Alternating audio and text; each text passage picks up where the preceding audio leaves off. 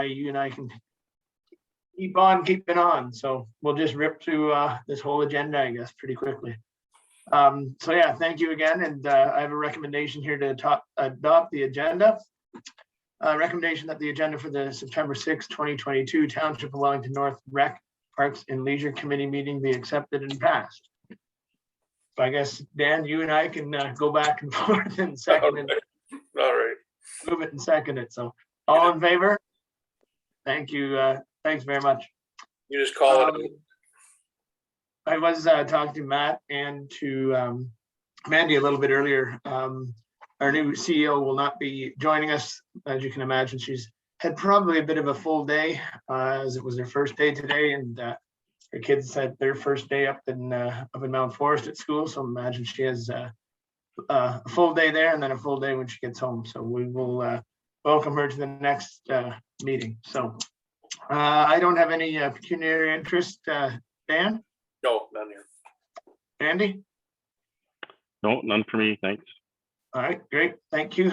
I don't have any either, and we do have a deputation of Elsa Mann and Suzanne Travers from for the community garden. I don't think they're on that I can see, or are they? Oh, sorry. I think they're showing as an attendee, so I think. Yep, sorry, yeah, I see Suzanne there now. Oh yeah, there's Elsa, okay. I think Mandy, is there a chance you could put Suzanne on as a panelist? Hi, Steve. Just trying to make that possible here. Okay, great. There she is. Great. Thank you. Good afternoon, Elsa and Suzanne. Welcome. Good afternoon. Hello again.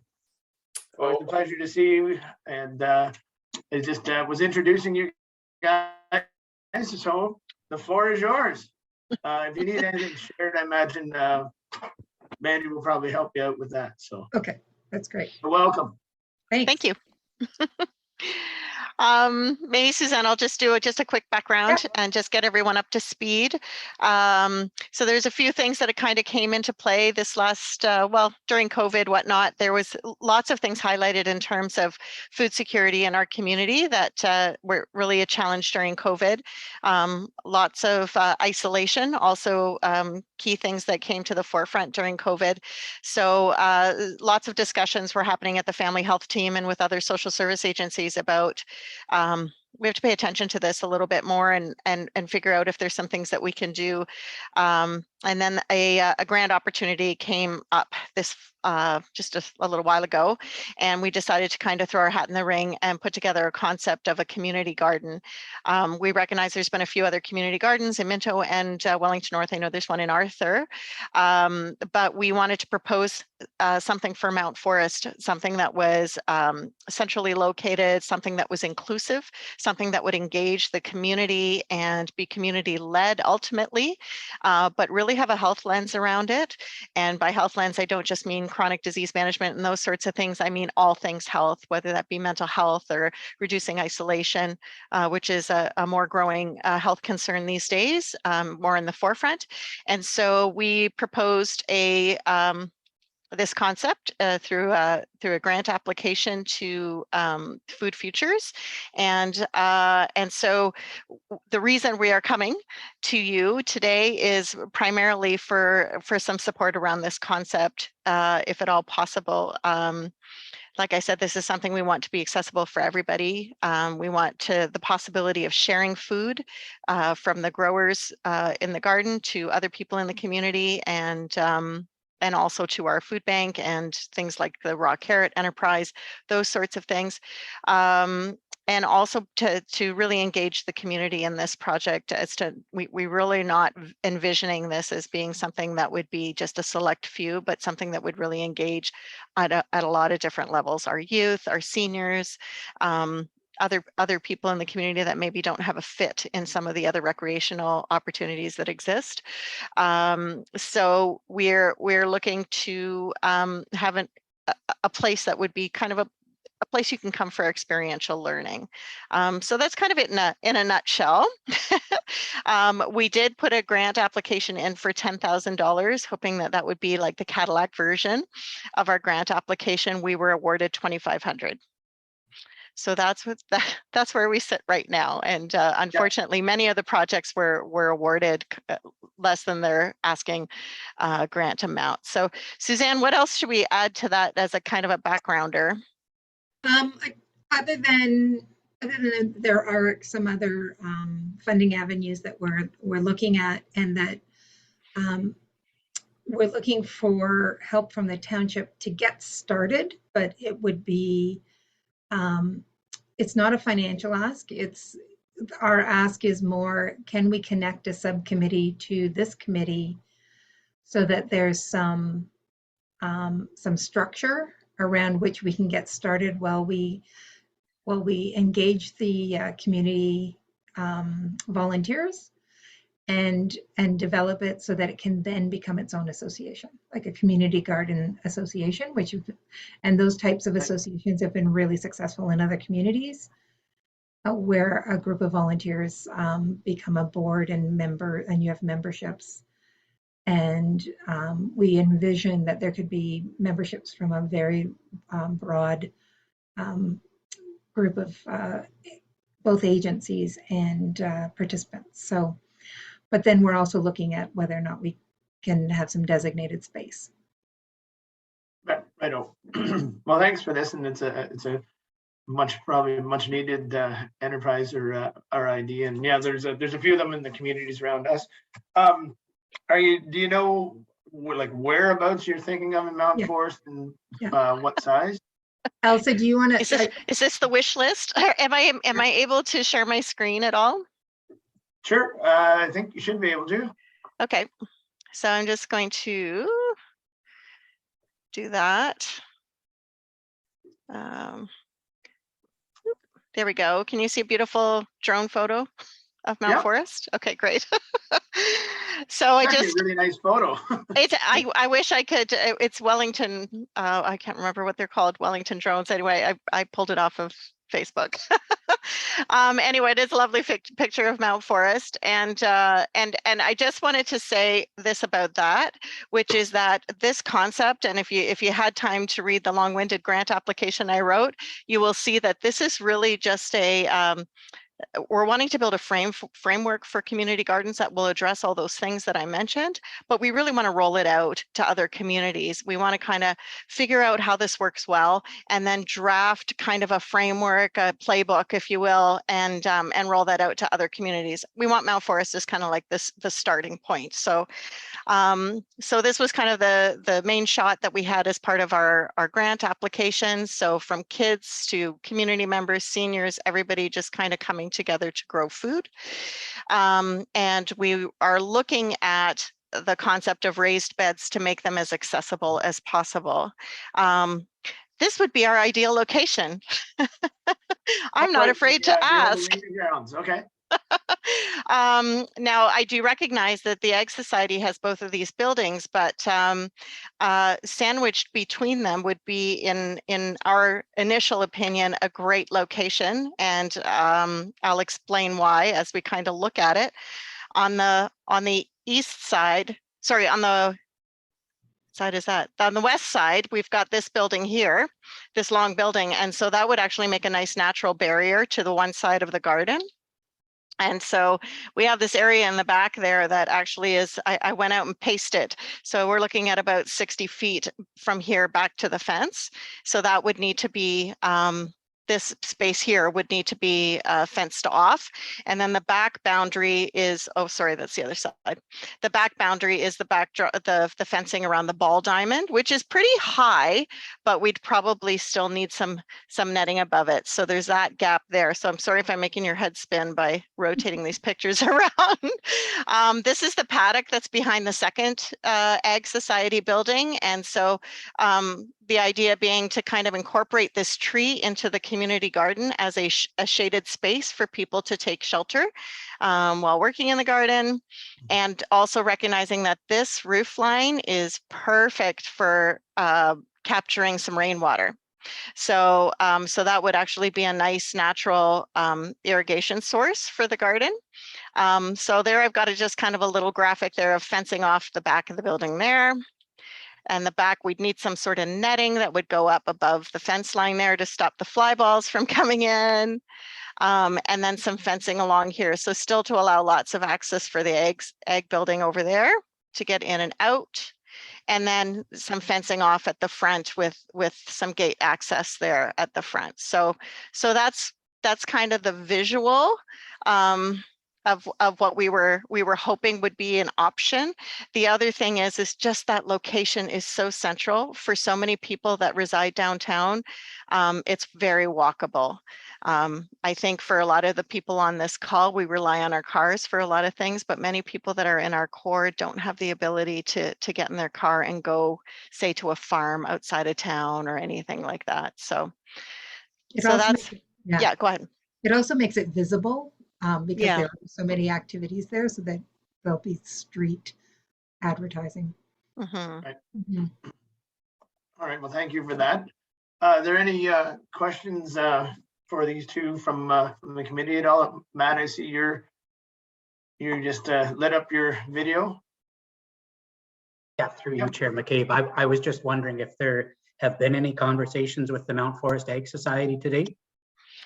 I have reached out to them and sent a few emails, but I've not had any response back. All right. Yeah, keep going, Matt. Yeah, sorry, just to follow up, because I want to make sure I'm understanding it. There's sort of two asks. One is for a subcommittee, and the other ask, there's an ask related to land. Would it be your expectation that the subcommittee be formed and that ask for land be, I guess, part of that committee's discussion? I know right off the hop, I'm going to say the Mount Forest Fairgrounds is probably going to be a hard sell just because of some of the activities that go on there and some of the players. But I just wanted to understand sort of the subcommittee ask as it relates to the land ask. Yeah, so they're more separate than that, in that the ask was mainly to see whether it was viable or not. And if we have to find out from the Ag Society whether it's viable or not, then so be it. Because if that site isn't, like, that's our best site option, but if it's not available, then we'll have to figure out alternative site options, right? So then the committee is more about having a place where there's structure and there's a quicker way of having these conversations with you as a committee as we develop the concept further with volunteers from the community. And then as the concept builds over time, that committee becomes its own group of people that run as a separate association, as a separate Almost not-for-profit. like our like an ad hoc committee that we have for the aquatics or our cultural committee as well. So, yeah. Yeah, so it's just to give it some kind of a structure with that connection to the township as supporting the launch kind of thing. I'd also like to add that, you know, there hasn't been a strong effort to connect with the Ag Society. So it's not that it's not that maybe they just haven't had an opportunity to reach out or whatever. They would be a great partner for this. I mean, the idea of growing food is really part of their mandate. So I think they would have a lot of wisdom to offer and be a great participant on this committee. Yeah, I think it's almost like a natural fit for sure. Just with the, obviously, like you said, growing food, that's what ag's all about. Right. So what, I can't remember, is their fair is coming up, right? They had their fair, Mount Forest had their fair on the 20th of August. That's right, in August. Okay, so then they'll be post. So we might want to, Elsa, our next step might be to go and talk to them. Yeah.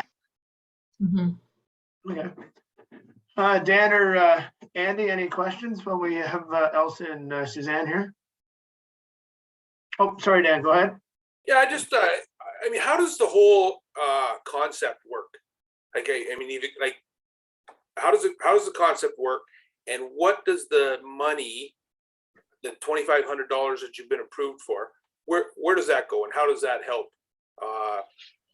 promote it. Right, so the 2,500, I think it's a chunk of, we have to sit down, we haven't had a chance to do that because we just got told before Elsa went on vacation last week that we got it. Okay. But at this stage, it's going to be about advertising, like getting the word out to people. So some publication, having meeting space, like paying for meeting space to get the people together. Ideally, there would be some stipends paid to some of the core organizing people who are putting their time and effort into the organization, so that there's some honorarium money there. And then to pay for sort of the initial startup, things like how many beds The do we raised beds start kind with? of deal? Yeah, how many beds do we want to start with in the spring of 2023, right?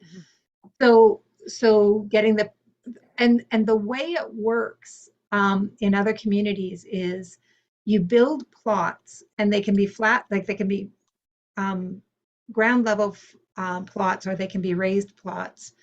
And an individual, a group of people, an association, an organization can have a plot, and it's either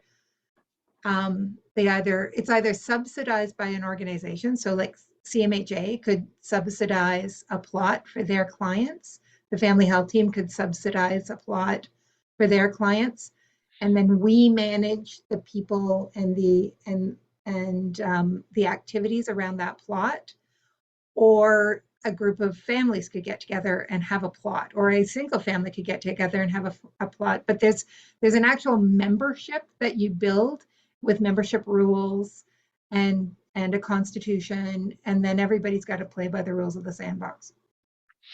And because we did not get our full funding, we only got a fraction of it. We had to go back to our funder and revise what our deliverables are. So although like when we had the full $10,000 on the plate, we had plans to do fencing and buy our raised beds and whatever. So now we have to go back to the drawing board and figure out what can we do with that $25 to get us further down the mark to where it is we want to be. And so Suzanne mentioned we're going to make some more applications for funding, but we're just going to start plugging away at it, and the funding that we did receive, those deliverables are required by March of 2023. So it's not like we're into a growing season right away. We're into the planning stage and organizing people and formalizing that committee so that we have a good structure going forward. Sure. Okay. And just, sorry, go ahead, Andy. I'll let you continue, Dan. Sorry, just as and then I'll get to you, Andy. I was just going to say, so once the food is grown, how is that? Is it distributed somehow, or do the people that organize the plots, does it belong to them, or how does that? What happens there? Yeah. So the food that's grown in a plot that they are the membership of, they own the food and they can do whatever they want with it. But one of the things that we thought would be cool is to have a little booth that has hours that all of the members could man, and they could sell food, and then they could either pool the benefits or they can leave it there and people can, or they can set up something at the farmer's market. Like it all depends on what the membership chooses to do with it. Let's see. Okay. Yeah, and I was just going to say, like, that would be ideal location just because of the farmer's market that goes on there every Saturday. Yeah. It would be a great way of promoting these community gardens and even just home gardens for people to be able to see it. We've got a variety of Parks and Recs active activities and splash pads and whatever, and this is a very different kind of community engagement and enrichment for a different subset of our residents here in Wellington North. So it's not something that is visual normally, and so this would be kind of a really public spot for people to see how this sort of thing can be done. And it's also an opportunity, what we want it to be is an opportunity for people who do want to grow vegetables in their backyard or their front yard or wherever to learn how, right? So we want to reach out to people who have experience and have them come in and be mentors.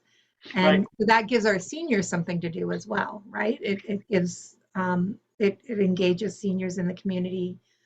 And then you can move, and then as it goes over time, when I really dream big, I think about things like the City of London, the the community garden, or they call themselves urban farmers in the city of London. They've got an initiative this fall going on where they're gathering up fruit from anybody who's growing fruit in the city. Anybody who wants them to harvest their fruit trees, they're coming in and harvesting it, and then they're splitting it 3 ways. A third goes to the property owner, a third goes to the food bank, and a third goes to the gets sold, and then further supports the development of urban agriculture. Mhm. Very good. Very cool. Andy? Yeah, thanks, Chair McCabe. I just had a couple of questions. First, a comment. I think broadly we're supportive of this initiative and think it would be a good asset to our community. I think we're going to, have to get our heads around it and figure out how we can help. So that may take a little bit of time that way. Mhm. But one of the questions I had is we contributed some dollars to a community garden initiative in Mount Forest at the high school a number of years ago. And I know there are raised beds there that are not being utilized fully. Is there a way to, I know it's not the greatest central location, but they do have water and they do have the raised beds in place. Is there a way that you could incorporate that into your program as well? Sure. I think we're open to ideas. Yeah, we're completely open to ideas. Yeah. I was asking my daughter about it this morning because she's still going to high school there, and she said that they've sat dormant for the last couple of years. Of course, COVID has been a big part of that. But I think they're underutilized, and there was intention there for it to be a community garden element as well. Okay, so we'll reach out to the high school and Yeah. see what their plans are with it. Yeah. Wouldn't it be wonderful to use those beds, but to have them in a location where people could all come together, including our young people? Mhm. Yeah. Well, I think that was the intent, is that, to have the multi-general interaction, and Mhm. they really just got it started, I think 2018, 2019. So, Mhm. and, as with so many other things, it's been dormant the last couple of years. Yeah. Right. Yeah, that's good. Yeah, and I wouldn't, like, with all the students gone for the summer, it may not be utilized at all. Like who's gonna go weed it and everything like that? Yeah. You Yeah. planned Well, it. and I think, Yeah. and I think the last 2 years, that's exactly what's happened. So Yeah. Yeah, I think there's an opportunity there. There's infrastructure in place. Yeah, the location isn't ideal. I get that. Yeah. But there's infrastructure in place that could be operational immediately, Mm. basically. Mhm. Yeah. Yeah. That sounds. thanks for that. Matt, go ahead. Yep, thanks, Chair McCabe. More just for council or for committee's consideration. I just looked back in the Rec Master Plan from 2018. Some of the surveys that came in certainly mentioned community gardens, but none of the recommendations as it relates to the Rec Master Plan kind of took that any further, the community garden piece. And I had to think about it, and actually Mandy helped me remember, but in Arthur, there's a corporate sponsor related to the community garden, as far as Musashi has stepped up and kind of, I guess, taken a fairly active role related to that community garden. So just shared for committee's awareness. Mhm. Mhm. That's another thing that we would look at, right? Is we would look at all the support across the whole community that we can get. Yeah, because it's right at Musashi, right across the road from the new Yes, it is. Preston Donville Mhm. subdivision that's going in, which is pretty good location for those people that are hopefully going to be moving into those new houses there. Yeah, exactly. All right, well, yeah, this is fantastic stuff, and yeah, it looked like a fairly lengthy submission that you guys had to do. So thank you for putting that time in on that and bringing it forward to us. So I have a recommendation here that the Rec, Parks and Leisure Committee received for information the community garden grant proposal and request for a location of a community garden. And if there's no more questions. Yep, go ahead, Andy. Sorry, Chair McCabe, I just wanted to ask a question with regard to Sure. the committee commitment. I mean, we at the township are maybe in a little bit of a state of transition right now with the municipal election and so on. When are you hoping to get the committee off the ground, and when would you need a contributor to that process? I think Suzanne and I discussed this before we came on, because we do recognize there's an election on the horizon, and given that the deliverables for the grant that we already have has to be submitted by the 23rd of, or sorry, the March 2023. We were hoping that we could have some support from council prior to the election so that we could kind of move forward with our plan. Okay, yeah, keep going, Andy. Okay, so yeah, certainly this can be highlighted at council, and I think there will be broad support for it. I do think that there are some hurdles with the location, in that the Ag Society, we do have a lease agreement with them, so we would need them to be an active partner in this process. So unfortunately, we're not able to make a commitment from that perspective at this point in time. Mm-hmm. Okay. Yeah, that's absolutely okay. In a lot of ways, the committee support is more important at this point, so that we can start gathering people and let people know that the township is in support of it, and then we figure out where. Yeah. Fair enough. Okay. Dan or Matt? Oh, very interesting and great concept.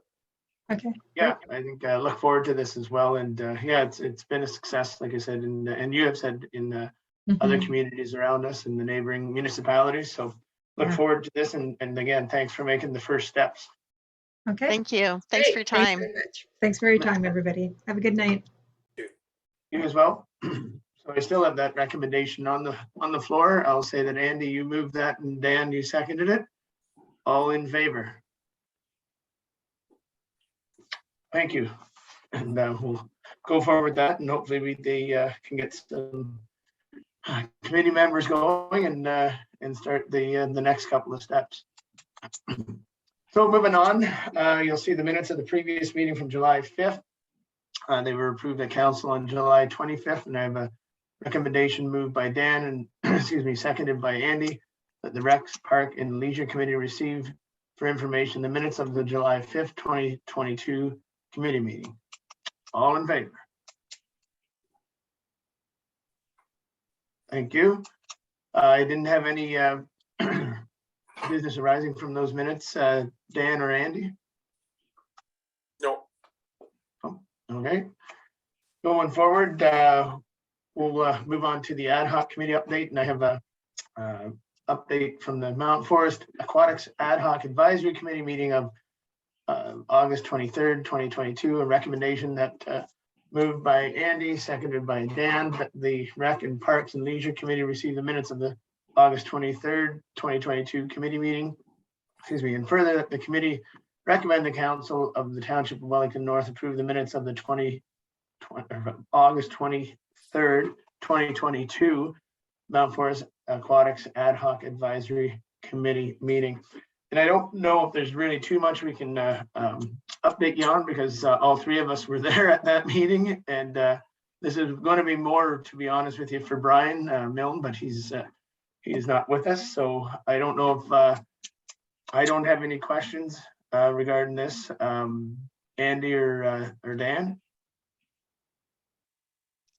Matt, or do you have anything more to add to this? No, I don't, Chair McCabe. All right, we'll have that recommendation on the floor. All in favor?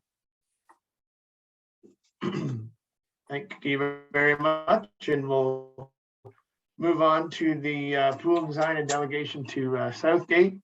And again, I've got a recommendation here moved by Dan, seconded by Andy, that the Rec, Parks and Leisure Committee receive for information the update excuse me, on the pool design and delegation to Southgate. And I know Andy, you and I and Sherry were in on that meeting.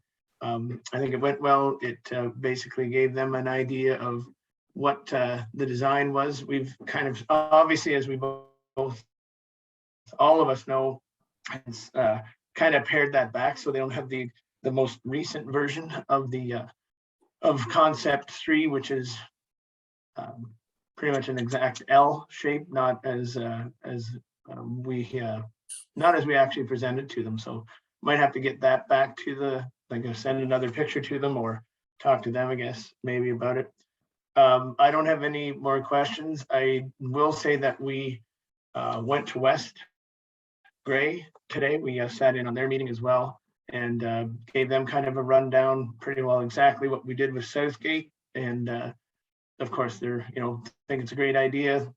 Can't tie their hands of council because they're in an election year as well, but they're thanked us for it and want to support us, and they're going to see how they can support us in the next couple of months. So said we get back to them when we have a final number, and then obviously Sherry presented some of the dollar values for the amenity add-on. So again, similar to what we did at Southgate. So any other questions or comments on this one?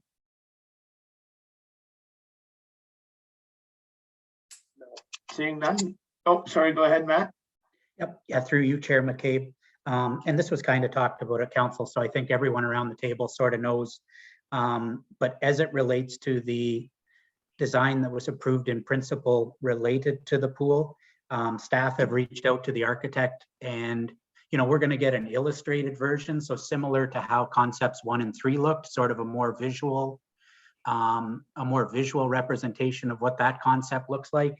And as well, we're going to work through what the architect is calling a schematic design process. So that's really just adding some dimensions to it. The way he describes the design process is it's sort of a 3-step process: schematic design, design development, and then construction or sort of detailed designs. So the schematic design, where we're going to end up with that is we'll end up at a point where they have what they call a class, that we're able to get a class D estimate, and that'll be plus or minus 20%. So a lot more accurate than what we're currently talking about as far as estimates go. So staff are working with the architect related to the direction that was given to council. And as Chair McCabe and I discussed earlier, a lot of this item was just to bring Brian up to speed with some of the conversations that have happened at council.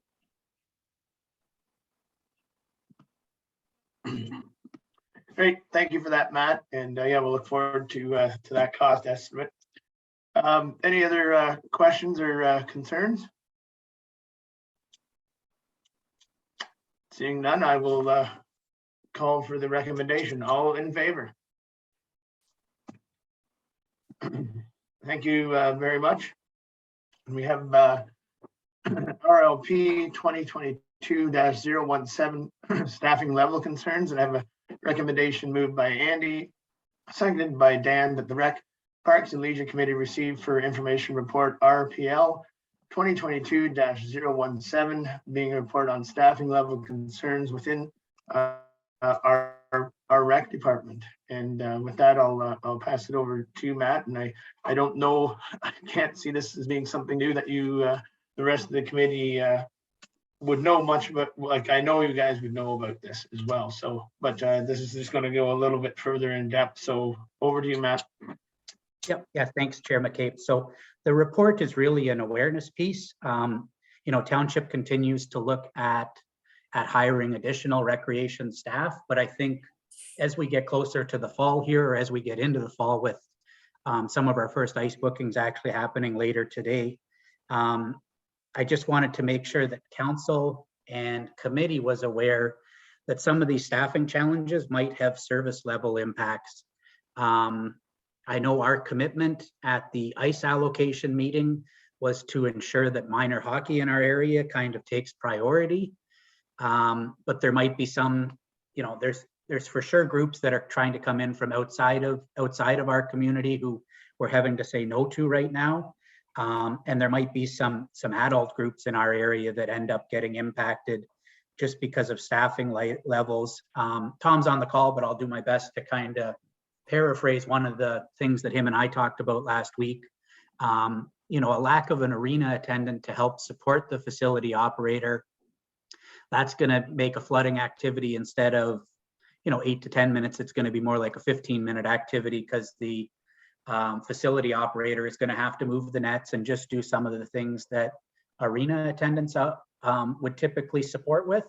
So there's just going to be, really, we just wanted to make committee aware that if there is service level disruptions, that's kind of some of the background related to it.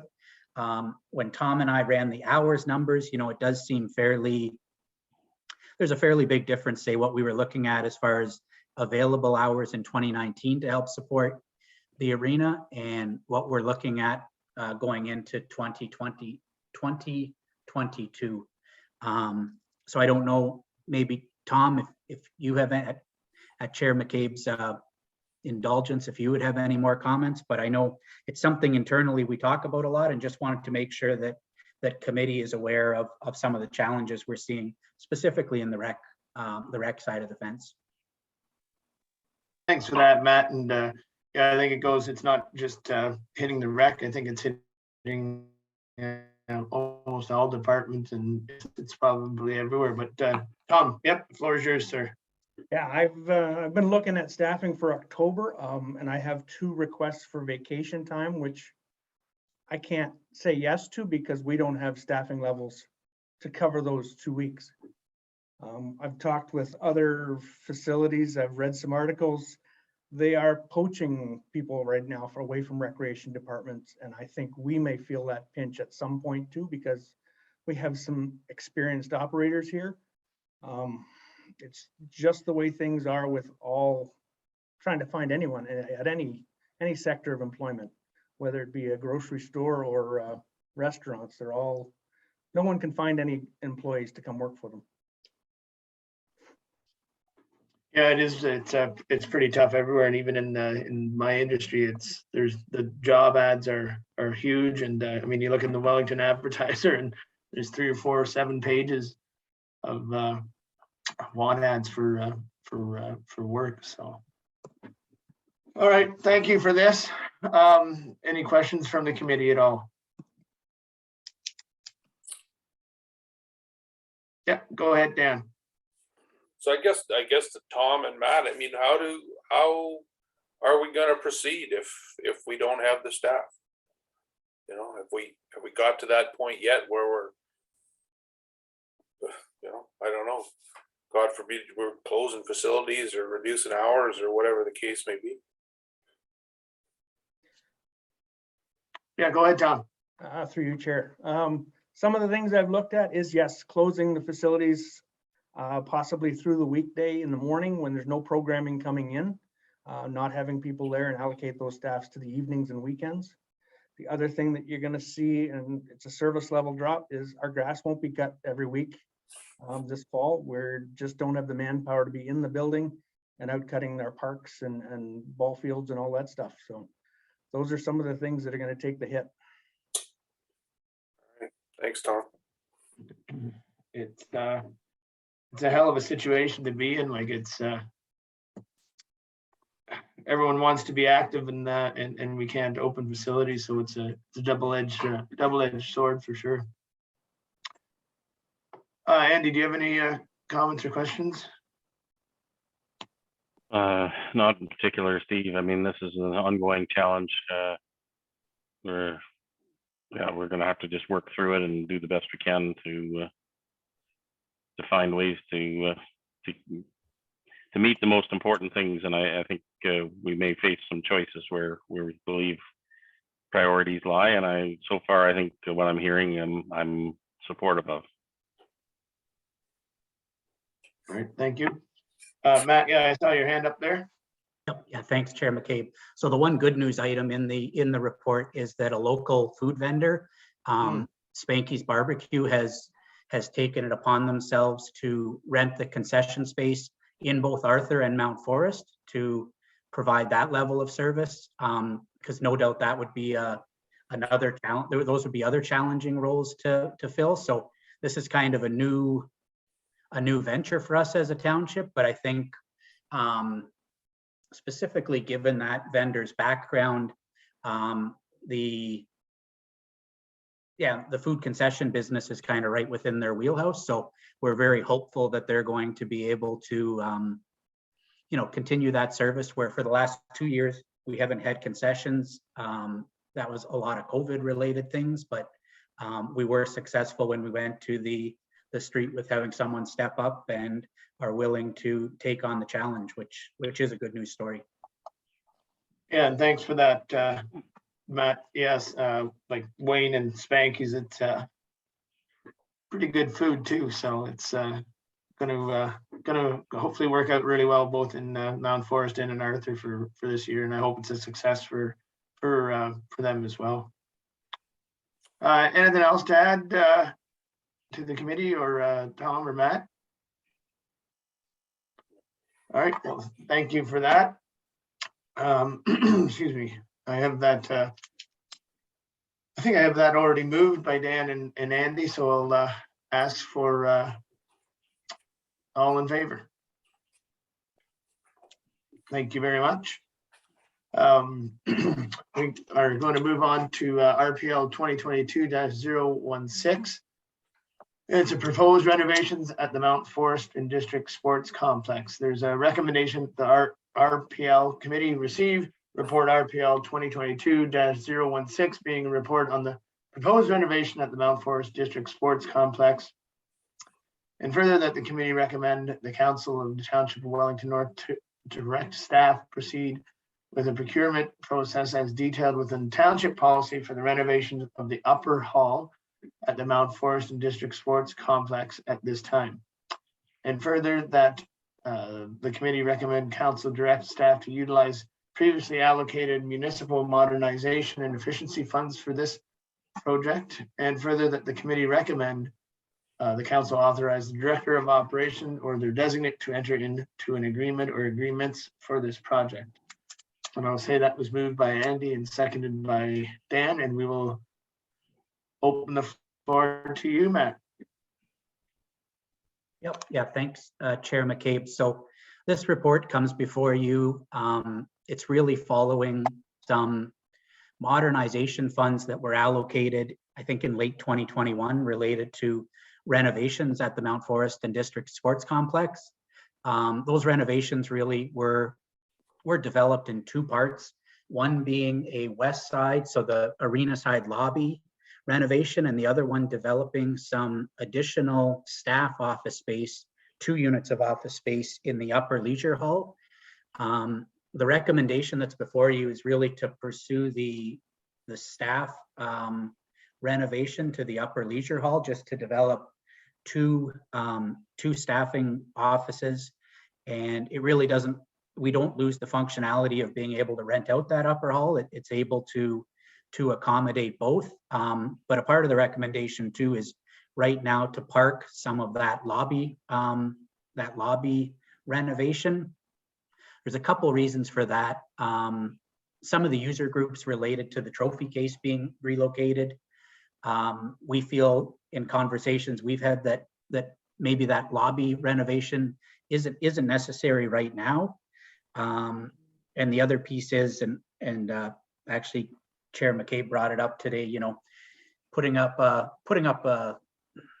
kiosk that would need a staff member probably when we're having challenges related to staff member might not be the ideal time, but certainly, and at a staff level in the township, we talk often about physical space and just lack of physical space as we grow as an organization.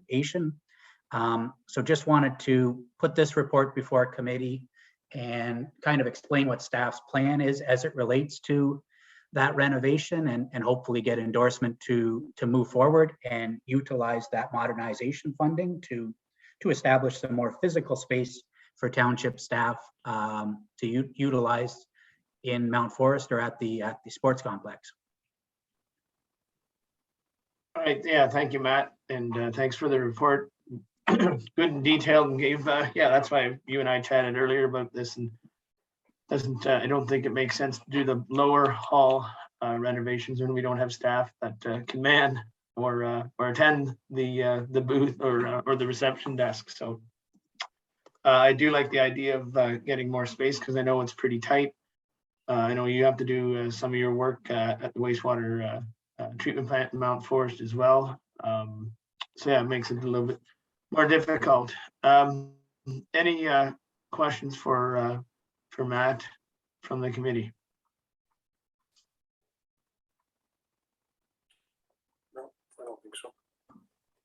All right, well, thank you for that. And I think you've got your direction there to we'll push this towards county or the council, township council, and go from there with the upstairs renovations, and as you say, park the lower hall renovation. So, all right, I'll call the recommendation. All in favor?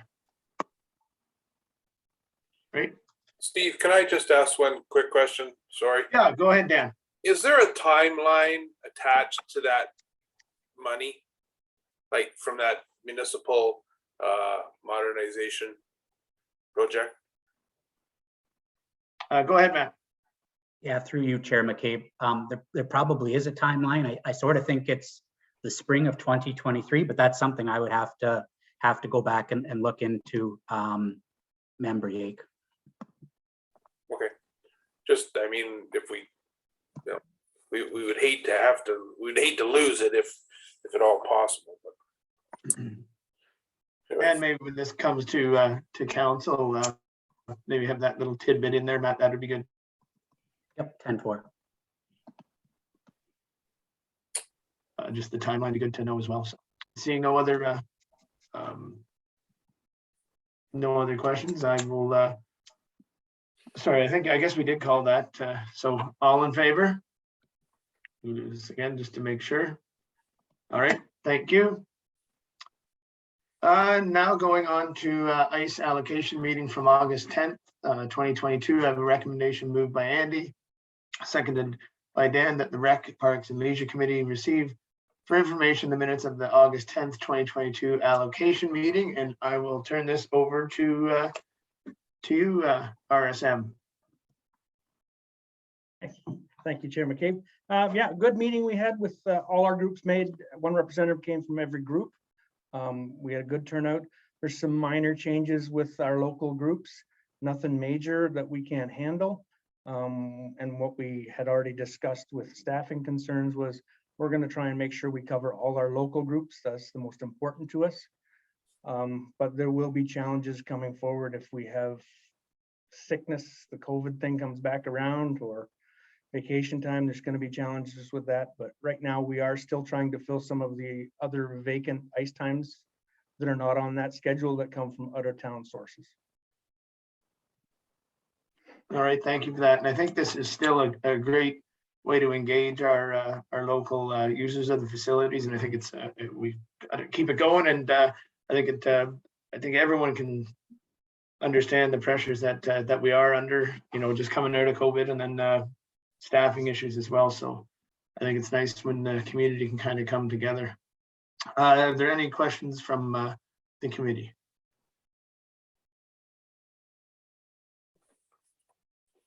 All right, thank you, Tom. Good job on that again. And again, like you said, trying to accommodate all the local people first is ideal. I mean, generally that's what we want to try, and those are the people we want to keep happy. So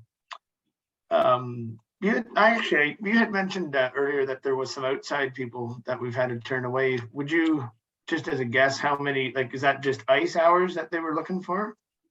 We haven't said no to them yet. We've put them on hold until we figure out our staffing. We have booked the Fergus Allure Mustangs. They've taken some 5 o'clock ice time, which works fine. There's local stuff afterwards. So yeah, we're still trying to fill up our gaps here. That makes it worthwhile for our staff to be there too. Great. Good job. All right, thank you for that. I have the recommendation on the floor, and excuse me, all in favor? Thank you very much. And I will pass the next item up for conversation to you. Excuse me, Matt, and this is the Arthur Community Center roof update. This is just more for information and a verbal report. Yep. Yeah. Thanks, Chair McCabe. So I guess to date, since the July 25th meeting of council, staff have approached a couple architects to get pricing on what it will cost for them to come up with a specification on what we need to do to replace the roof in Arthur, and then assist us with the tendering process. So just late last week, we were able to award that to Grinham Architects. So Grinham is someone who we've been working on with the Arthur Operations Center, the Mount Forest and District Sports Complex, and they came in as the lowest cost to be able to help us, come on site, put together a specification for us that we can go to market for a roof replacement. But, given the 40-day procurement and those kinds of things, probably realistically don't see this project being executed until spring of 2023.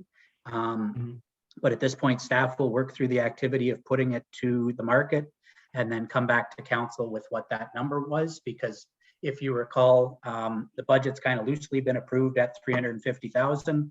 But we will know as we go through this process with the architect, we will, develop and have a better understanding of what the cost will be. And then ultimately, when we get a tender in hand from someone who can do the work, we will have a lot better idea of what it will cost to implement. So that's kind of just a verbal update of where that project's at. It's just getting, 40 days is going to push us into say it's going to be later than mid-October. So it'll be a 2023 project at this point. So certainly willing to, I can't see them. willing to answer any questions, but that was kind of just the verbal update related to that. Great, thank you for that, Matt. And yeah, I can't see it going ahead this year just based on the time of year it is and what needs to be done and the people using it underneath the roof. So Andy, go ahead. Thanks, Chair McCabe. I just generally am supportive of proceeding with this project. I just been reflecting on this project a little bit, and also the fact that we had a grant application for more works at the Arthur Community Center that wasn't successful. And I remember one of the comments made when we got it back was there wasn't a whole lot of things addressed around climate change issues. And it just brought a couple of questions to my mind when we're replacing the roof. Should we be considering, and I mean, I'm not a roof guy, I'm just thinking out loud here. Should we be considering enhancing insulation on the roof, or is that something that could be done later, to improve the energy efficiency of the building? And the other thing I was thinking about is the potential for solar panels in the future. That might be something we could consider as part of our grant application in the future that would be more geared to the climate action piece. Just would hate to see us put a brand new roof on and then have to damage it if we were thinking of putting solar panels on the roof at a later date.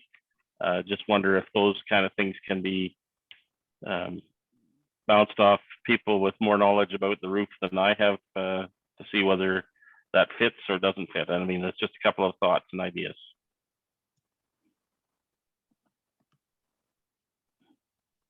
I think it dovetails into climate change initiatives as well. And I think it's kind of a neat idea to do that and then maybe power some of the arena with the power that's generated from solar panels. Matt, go ahead. Yep. Yeah, just through you, Chair McCabe. I mean, this is the right time to be mentioning those kinds of things because we haven't had the on-site meeting with the architect. To date, the conversation has been about the architect is going to give different materials consideration, but the items as it relates to say solar panel opportunity or different insulation levels are things that Tom and I can raise with the architect when they're on site to see how those can be or if those can be incorporated.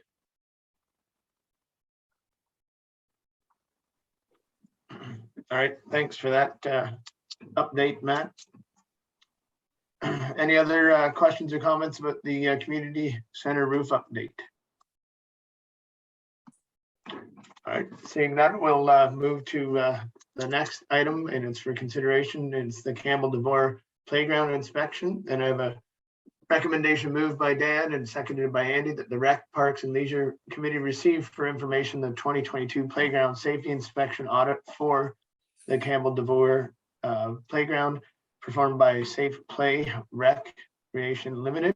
And I think I can turn over to Mandy. I know she's taking notes and chewing gum and walking all at the same time during this meeting. So if you can give us an update on that, Mandy, that'd be great.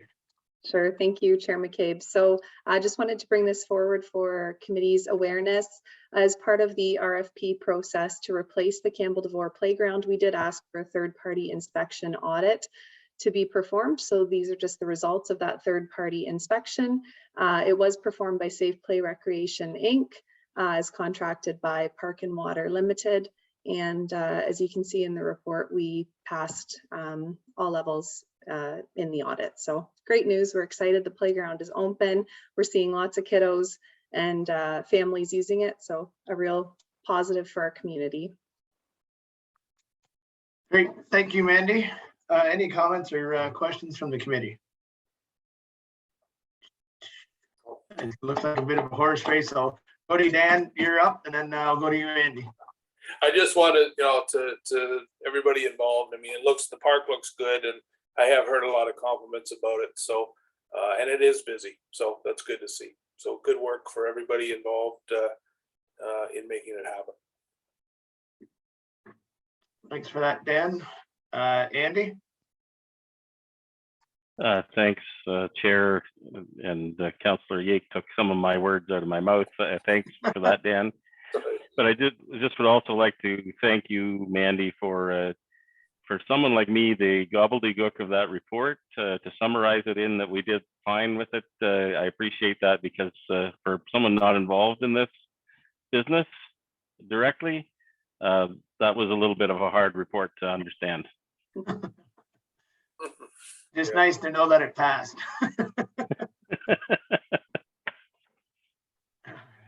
No, thanks for that. And it was in depth, and it is good that it's being well used, and hopefully that continues, and it's nice to have it passed. And I can't remember if I saw it in the report. Does this have to happen like every 5 years or anything like that, Mandy, or is it just like the one initial? Yeah, so through you, Chair, to you, Chair.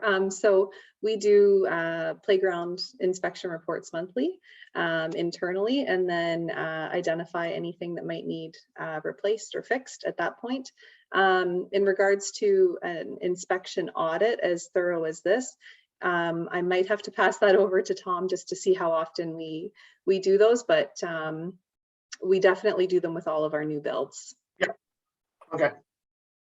No, I was just curious, and I know you guys did, you had a close eye on all the rec parks that we have and playgrounds that we have going. So I was just curious if this is something that is reoccurring every 5 years or something like that. Alrighty, I have the recommendation on the floor, so I will call for all in favor. Thanks very much, Mandy. I hope you're able to write all of that down. Oh, thank you, and thanks for the report as well. Moving on to the the next part, we have the round table, and we have the volunteer newcomer celebration up in Mount Forest coming up on the 23rd. I believe it starts at 11:30, I think, isn't it? Or is it 11? Okay, great, thank you. Sorry, 11. It's 11 till 1. Okay, right. The Arthur Fall Fair, it's going on this weekend. We've thankfully got some trucks going to get rounded up. I've got some of the banners that we can hang up. Lisa's going to do some of the decoration. We figured that her and I could do it as we're both down in this area, and you guys are going to be fairly busy as well. So that's going to take place obviously on Friday night. So if you can get there about a half hour before excuse me, the parade starts, that'd be great. And then moving on to the McDonald's Sprint Lions splash pad grand opening on the 20th. I got there late because I wish I had a head-up fridge from McDonald's appliances. I had said mine flooded a little bit, but I was able to get up there, and it was nice to see John Nader there and all of pretty much all the council there, and it was extremely well attended as well. I know you guys, both you and you two were longer than I was, so if you have any additional comments, please go ahead. No, I'm okay. I didn't see anyone from council going through the splash pad that day, so that's probably a good thing. The Mount Forest Fireworks Festival back in action again, extremely well attended. I've heard nothing but good things. I didn't get to all of it, but hopefully again, council did. And if you have any comments or I know it's nice to have this back again, and a big thank you to all the volunteers that make this happen. And I know they were chomping at the bit to get back and having this event, and it was a great event again. So any comments or questions on that one? Alrighty, and I will pass the next one over to the Director of Operations, Matt, for the Contract Community Recreation Coordinator. Go ahead, Matt. Yep. Yeah, thanks, Chair McCabe. This one's just, again, just a verbal update that position has been posted and closed. So we're at a point where we're shortly going to be working through the interview phase. But the hope is to have someone in that role to provide some overlap, before the beginning of December. So just wanted to make sure committee's aware that that's ongoing, and that's something that's just being worked through right now. Just out of curiosity, Matt, were there a number of applications received? Yeah, I don't know the exact number received. I would say that, you know, I with me was shared probably in the magnitude of about 10 resumes. So yeah, it was a good, there was a good range of folks who have submitted. So I think from my standpoint, I'm optimistic of the candidate pool that we're seeing. Good. That's good to see that there was it attracted a number of applicants. So good. Any other questions for the Contract Recreation Coordinator for Matt? All right, seeing none, I'll quickly go around the table once more. I know I went through pretty much all the round table, but Dan, anything to add for round table? I don't think so tonight, Steve. No, I'm good. All right, thanks, Dan. Andy? Nothing further from me. Thanks, Steve. All right, thank you. I don't have any more to add, but I do have a recommendation that the Township of Wellington North Recreation Parks and Leisure Committee meeting of September 6th, 2022 be adjourned at 5:02. I will say that was moved by Dan and seconded by Andy. All in favor? Thanks very much. Thanks for everyone joining us, and thanks again, Mandy, for, I know Jessica was off today, so thanks for taking the note, pinch hitting for her, and then doing your own reports. Thanks, Tom, as well, and thank you, Matt, as well, and hopefully everyone has a great, safe week. And thanks again. I know it's interesting coming off a long weekend right into a meeting, but thanks for making the time, and have a great week. Good night, everybody. Night. Have a good one.